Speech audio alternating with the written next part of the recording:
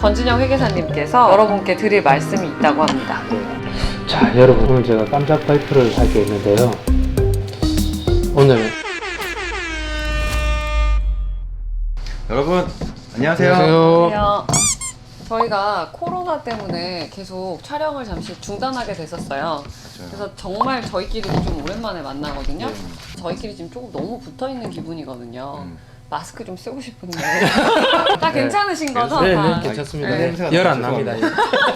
네, 이번 시간에는 저희 지난번에 이어서 직장인들의 종잣돈 모으기, 성장 탈출에 대한 이야기를 시작해 보려고 합니다. 지난 시간에는 우리가 지출을 어떻게 관리할지에 대해서 이야기했었잖아요. 그래서 이제 지난 시간에 가장 중요한 어떤 지출 관리에 대해서 알아봤다고 한다면은 이제 여유 자금들이 좀 생기겠죠. 그러면 이 돈을 좀 굴려야 되는데 이 돈을 어떻게 굴릴지에 대한 투자 방안에 대해서 좀 알려드리려고 해요. 혹시 두 분은 어떻게 투자를 하고 계시는지? 저는 하이리스크 하이리턴 또 아니면 뭐 거의 백도더라고요. 백도 안 하는 게 낫더라고요. 일하는 게 최선입니다. 저는 제가 돈을 더 열심히 벌 수 있게 저에게 다시 재투자하고 있습니다. 그렇구나. 그래서 다 쓴다는 그래서 얘기죠. 가방 사고 그래서 이제 실질적인 어떤 투자 방안을 말하기 앞서서 두 가지 개념을 좀 먼저 짚어봐야 되는데 바로 이제 복리와 치리 법칙이에요. 혹시 두 분은 다 알고 계시죠? 복리는 원금뿐만 아니라 이자에 이자가 붙는 계산법을 말하고 치리 법칙은 뭔가요? 7이 합의 9. 복리의 마법이라고 하는데요. 현재의 수익률로 자산이 2배로 걸리는 시간의 법칙을 시간 계산법을 말하는 겁니다. 예. 예를 들면은 만약에 4%의 이자를 주는 정기예금이 1,000만 원을 가입했다고 한다면은 이 정기예금 1,000만 원이 2,000만 원, 2배까지 되는 시간을 계산하는 법이에요. 그래서 72를 4% 수익률 4로 나누면은 18년. 18. 네. 감사합니다. 그래서 18년 정도가 걸린다라는 거를 이렇게 알 수가 있죠. 대부분이 사실 암산이 많이 약해요. 세무사나 회계사들은 계산기를 많이 쓰셔가지고 맞죠? 저는 조금 그래도 한 아, 왜 그런지 아세요? 축판 세대시잖아요. 아. 이제 본격적으로는 어떻게 본인의 여유 자금을 어떻게 운영할 건지에 대한 고민을 해야 돼요. 근데 이제 오늘 저희가 말씀드린 부분에 대해서는 부동산 투자는 좀 제외를 할게요. 왜냐면은 부동산 투자는 우리 홍세무사님 같은 거상같이 시드머니가 많은 분들, 그런 분들이 저희랑 접근할 수 있는 상관이 방법이고 이제 일반적인 사람이나 사회초년생들은 부동산 투자하기가 쉽진 않거든요. 그래서 이 부분은 제외를 하고 말씀드리도록 하겠습니다. 이건 모함이야 여보. 그래서 이제 저희가 이제 투자를 하려면 이런 투자의 어떤 목적을 좀 세워야 되잖아요. 왜 투자를 하는지 대해서 사람마다 물론 다르겠지만은 크게 한 5가지의 범주의 목적 자금이 있다고 해요. 그래서 첫 번째는 결혼 자금, 두 번째는 주택 구입 자금, 세 번째는 자녀 교육 자금, 네 번째는 자녀 결혼 자금, 마지막은 은퇴 자금. 이렇게 총 5가지의 이제 자금으로 분류가 되는데 두 분은 혹시 어떤 자금이 제일 중요하다고 생각하시는지?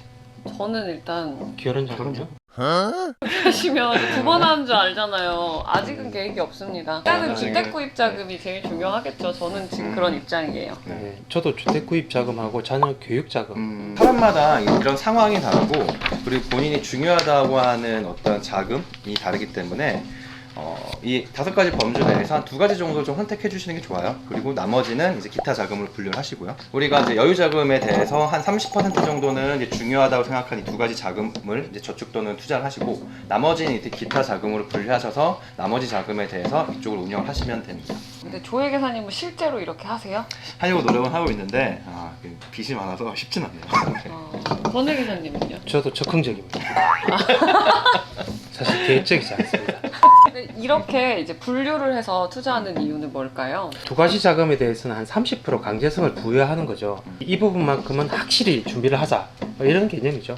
저 목표를 설정하고 거기에 강제성을 부여하는 게 굉장히 중요하겠죠. 그래서 일단 이렇게 여유 자금을 분산시켰다는 거는 알겠는데 그럼 구체적으로 돈을 어떻게 굴리는 게 좋을까요? 과거 이제 어떤 고금리 시대에서는 이제 단순 저축만으로도 이제 부를 축적할 수 있었거든요. 그래서 저희 부모님 세대만 하더라도 이자율이 막 20%짜리 주시는 거 들었었어요. 네, 진짜 어마어마한 거죠 사실. 지금 같은 이제 초저금리 시대에서는 단순히 저축만으로는 어떤 뭐 이익을 내거나 부를 창출하기가 쉽지 않은 게 사실이에요. 맞습니다. 단순히 이제 저축만 하면 인플레이션 효과 때문에 마이너스가 된다는 거죠. 그래서 펀드 매니저들이 자사 배분 전략을 권하는 거네요. 계란을 한 바구니에 담지 마라. 그렇죠. 물방 전략 하지 마라 맞아요. 이런 그런 얘기 것들 많이 하시죠. 네. 물론 주식 투자를 잘 하시는 분들은 직접 주식을 투자해서 수익을 올리기도 하지만 생업이랑 주식을 동시에 잘하기는 쉽지 않거든요. 맞죠. 홍세무사님 주식 좀 하시지 않았어요? 저 상장 페이지에 또 아픈 기억이 있네요. 저도 주식 투자 조금 했었는데 저희 회계사들 세무사들은 마이너스 통장 1억까지 나오잖아요. 네. 그래서 제가 섣불리 네. 이제 시작을 했죠. 그렇게 한 달, 두 달 정도 했었는데 이 일이 안 되더라고요. 네. 안 돼요. 그렇죠. 일이 안 되죠. 그래서 계속 핸드폰 보고 있으니까 아 내가 더 하다가는 잘리겠다 싶어가지고 그렇죠. 비밀번호 이렇게 치고 끝냈어요. 슬픈 얘기가 많아요. 주식 네, 얘기 나오면. 주식 얘기로 좋은 얘기는 못 들은 것 같아요. 그래도 추천 종목은 몇 개 알고 있어요. 네. 네. 물어보시면 요즘은 이런 직접 투자보다는 이제 간접 투자를 이제 많이 권하고 있어요. 그래서 1년에서 한 3년 정도 안에 이제 단기 자금 같은 경우에는 정기 예적금이나 MMF에 투자하기를 권해드리고요. 중장기 자금 같은 경우는 이제 펀드 투자를 하되 펀드의 구성을 이제 채권형과 주식형 이렇게 나눠서 이제 투자를 하기를 권해드리죠. 펀드를 채권형하고 주식으로 나누는 특별한 이유가 있습니까? 위험을 분산하기 위해서죠. 채권형은 수익률이 좀 떨어지지만 안전성이 높고 그리고 주식형은 수익률이 높은 반면에 안정성은 떨어지는 것 때문이겠죠? 그래서 이제 펀드 투자를 할 때는 본인이 목표로 하는 어떤 수익률을 정할 필요가 있어요. 그래서 물론 수익률이 높으면 좋겠지만은 그만큼 이제 위험성이 이제 따르는 거고요. 그래서 이제 보통 정기예금 이자율에 플러스 알파 정도, 그러니까 몇 프로 정도를 정할지를 본인이 선택을 해야 되는데 그래서 그 7위 법칙을 저희가 초반에 말씀드린 게 본인이 본인의 나이에 맞게 앞으로 몇 년 뒤에 어떤 자금을 쓸지를 먼저 자금을 설정해놓고 내가 목표로 하는 수익률을 정하게 되면 역산에서 이것들이 나오잖아요. 그래서 이제 이 7위 법칙을 설명드린 거고 이런 펀드 투자를 하게 되면은 이제 중간중간에 시장 상황들이 변하거든요. 그럴 때마다 이제 채권형과 주식형의 어떤 비중들을 조금씩 이제 조정을 해주실 필요는 있는 거죠. 이렇게 들으니까 좀 살짝 복잡하잖아요. 그래서 정리를 한번 해보겠습니다. 권혜 기사님, 오늘 진행 잘하시네요. 정리의 요정.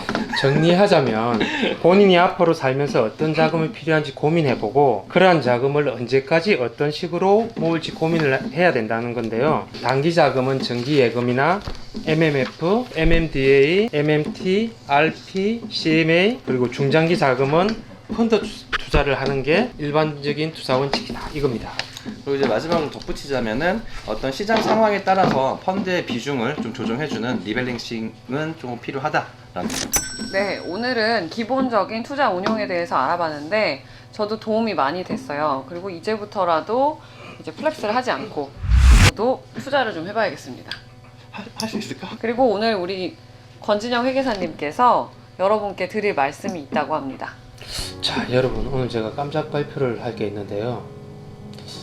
오늘 편을 마지막으로 제가 이 우리 세계대전을 그만두게 되었습니다. 왜 우리를 버리고? 타 채널로 간다는 소문이 권혜 기사님이 우리 채널에 감초 역할을 해주셔가지고 그죠? 아유. 60명이 6,000명 되는데 아주 아유, 아닙니다. 진짜 좀 너무 아쉬워요. 이제 일이 바쁘다고 하셔가지고 그것 때문에 하차를 하신다고 말씀을 주셨는데 제가 이제 주변에 얘기를 했더니 네. 그분 없으면 안 된다고 너네 그러니까. 채널은. 예, 절대 안 그렇습니다. 예. 잘 할 수 있겠죠 우리? 아 그럼요.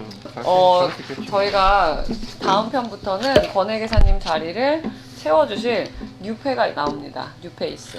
제가 짧게 표현을 하자면 제가 연봉의 그 왕자를 내려놔야 돼요.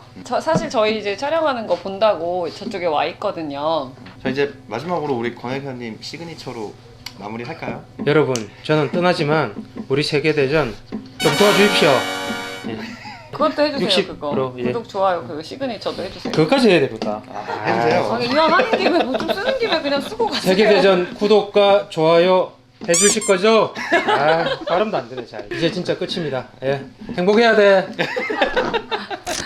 구독과 좋아요는 세금이 붙지 않습니다. 안녕. 안녕. 안녕. 끝. 아 고생하셨습니다. 고맙습니다. 고생하셨습니다. 아, 되게